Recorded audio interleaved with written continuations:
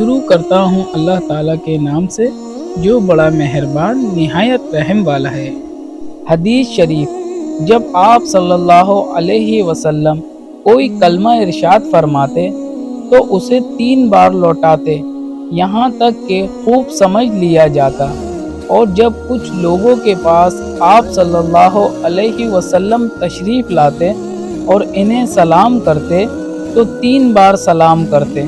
صحیح بخاری حدیث نمبر 95۔ حدیث شریف: ایک دن رسول اللہ صلی اللہ علیہ وسلم گھر سے نکلے تو عبداللہ بن حذیفہ کھڑے ہو کر پوچھنے لگے کہ یا رسول اللہ، میرا باپ کون ہے؟ آپ صلی اللہ علیہ وسلم نے فرمایا حذیفہ۔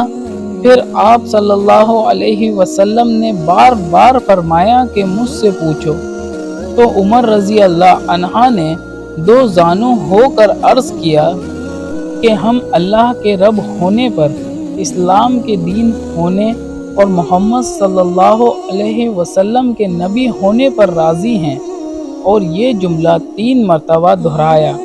پھر یہ سن کر رسول اللہ صلی اللہ علیہ وسلم خاموش ہو گئے۔ صحیح بخاری حدیث نمبر 93۔ حدیث شریف: رسول اللہ صلی اللہ علیہ وسلم نے فرمایا علامت قیامت میں سے یہ ہے کہ دینی علم اٹھ جائے گا اور جہل ہی جہل ظاہر ہو جائے گا، اور علانیہ شراب پی جائے گی اور زنا پھیل جائے گا۔ صحیح بخاری حدیث نمبر 80۔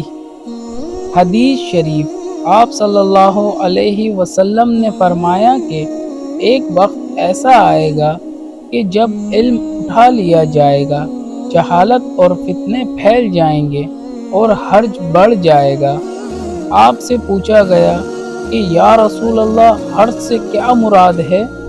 آپ صلی اللہ علیہ وسلم نے اپنے ہاتھ کو حرکت دے کر فرمایا، اس طرح گویا آپ صلی اللہ علیہ وسلم نے اس سے قتل مراد لیا۔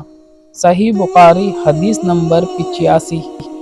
حدیث شریف: میں نے رسول اللہ صلی اللہ علیہ وسلم کو یہ فرماتے ہوئے سنا ہے کہ میں سو رہا تھا، اسی حالت میں مجھے دودھ کا ایک پیالہ دیا گیا، میں نے خوب اچھی طرح پی لیا، حتیٰ کہ میں نے دیکھا کہ تازگی میرے ناخنوں سے نکل رہی ہے۔ پھر میں نے اپنا بچا ہوا دودھ عمر بن خطاب کو دے دیا۔ صحابہ رضی اللہ عنہم نے پوچھا، آپ نے اس کی کیا تعبیر لی؟ آپ صلی اللہ علیہ وسلم نے فرمایا، علم۔